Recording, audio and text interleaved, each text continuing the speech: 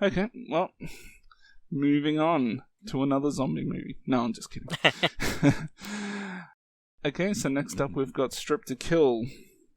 Pretty simple plot here. 2 cops investigating the murder of a stripper, and I guess they figure the best way to catch a killer is to go undercover at the club. The female detective, starts stripping, and she seems to eventually really get into it and almost loses sight that they are actually chasing a killer in the movie. But that's, more or less the plot there. Now, I actually never even really heard of this movie until maybe 4 or 5 years ago. And I just blind bought it on Blu-ray. I tend to enjoy, even though I think there's a shitload of generic movies out there in the erotic thriller type category, even the generic ones, I tend to just enjoy watching as a once-off, and so I find it quite easy to watch these type of movies. They've got a lot of TNA and stuff going on, so even if the thrilling horror type side of it is not doing any good, at least I get to see something worth looking at. But no, there's I thought it was a pretty interesting movie. There's a bit of a twist at the end that, even though I wouldn't say the twist is all that surprising, I didn't necessarily guess who the killer was in the movie, so I guess there's that. Yeah, so this one, I've seen this one twice now. I watched it for the first time a few years ago. I enjoyed it more than I thought I would. It has a sort of charm to it, that you might not necessarily anticipate just by reading the plot. Admittedly, some of the like, in my opinion, and you may disagree, some of the stripping sequences just get a bit repetitive. I mean, there's like so many scenes with just this like generic 80s music and this woman stripping, and I don't know if we needed like 15 minutes of that. But they had to pad the runtime. Yeah, yes. But I actually think the mystery in this movie is decently interesting. I like the red herrings. I like, the characters who are maybe a little more complex than you might think at first. So, I don't know. And I really like the main actress, who's a woman I don't particularly know, named Kay Lands. And she was also in, I believe, House from 1985. So, I liked her. She was a pretty fun actress. And I don't know, I think because of the characters and the somewhat intriguing mystery, this movie had more going for it than just the obviously the appeal of seeing women strip.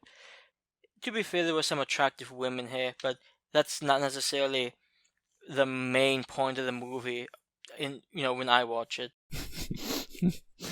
I thought she looks pretty good once she gets all dolled up for the stage. I mean, she has some pretty creative things too. I like that one of the last ones when it's like a woman coming home from work. I could watch that. Yeah. I think the one thing about this, there's certainly a lot of parts of the stripping scenes to enjoy, but one thing about the 80s that I think the 80s can keep is the hairdos. Some of the hairdos. I think some of the hair is tragic on some of the women. Like they do this weird curly Jerry curl type hairdo that, I don't know, the 80s can keep that style of hair. And I guess it's kind of funny when you actually compare something like this to how it would be done today, because today it's more like everyone's got to have this gigantic ass, and back in the 80s it was more just, tits. Yeah. So the majority of the women don't really, have these big asses that all these women have these days. Yeah, unfortunately, I don't have the expertise to compare 80s strip clubs to modern day strip clubs. So. Yeah, it's just something I've picked up on. Anyways, I enjoyed the some of the banter back and forth between the two detectives. They had a bit of a complex relationship with one another, and just an example of that is, especially the I think his name is Heineman, the male detective, he just some of his lines. He's a bit of a wise ass, I guess. And there's this one part where they're talking to each other, and he mentions something about her dancing naked, and she says, "I don't dance naked," and then she quickly finds out that he got her to go undercover, and she wasn't cleared to do it, and she's like, "You got me to dance naked," and he said, "But you don't dance naked." Yeah, I actually thought those two worked together. This is a somewhat fun fact about the guy whose name is Greg Evigan. He was in a movie a few years later called Deep Tower 6, which is a somewhat popular movie. And I saw that movie about 3 or so months ago, so it's sort of interesting because he pretty much looks the same, you know. He's a lot more fun in this movie, in my opinion. I know there was a sequel to this, by the way, but I don't believe it uses the same characters, unfortunately.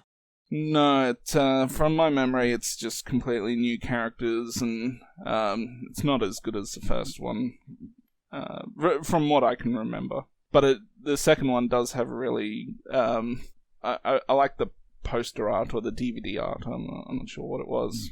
Very sexy.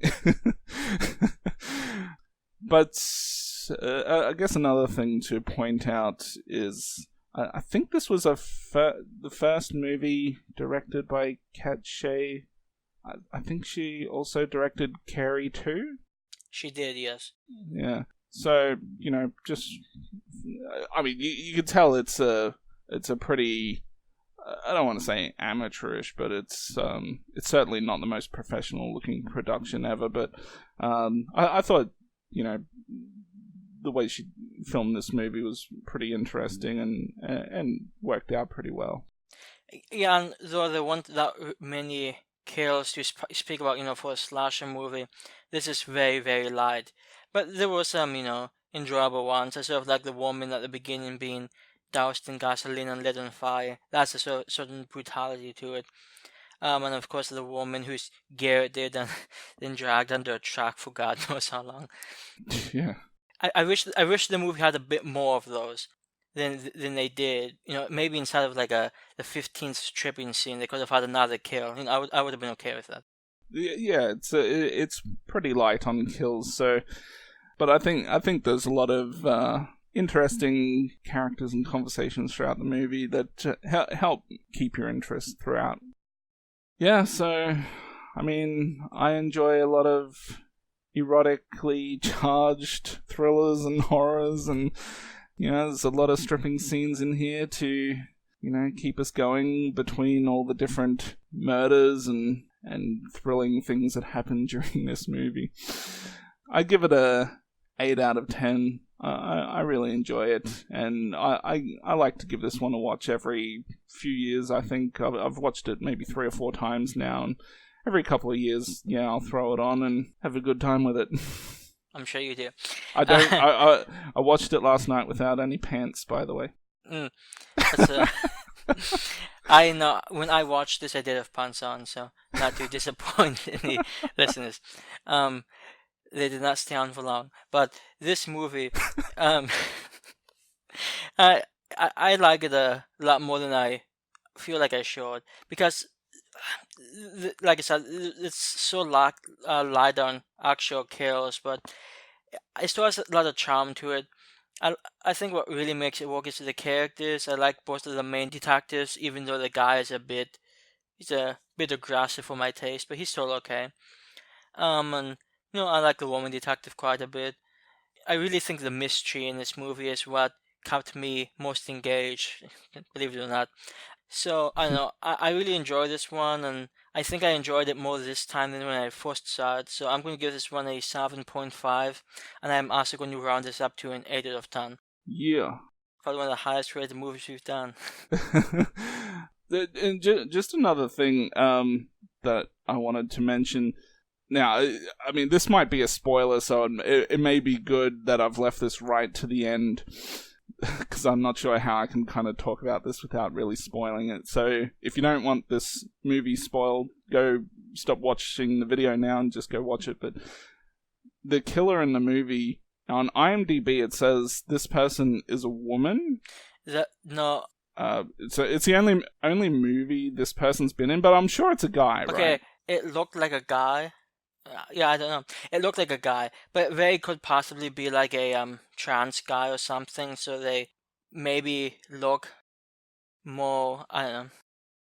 I just want to say, like, even to this day, I'm still confused as to if that's a guy or a girl, or, but I'll say if that is a guy, and I don't know how to verify it because this person's only been in one movie, but if they are really a guy, then they make a pretty decent, convincing woman. Yeah, I actually think the plot twist was really good. I never saw it coming when I first saw it. I was actually like, wait, who the hell is that? So I don't know. I actually really enjoyed the ending to this one.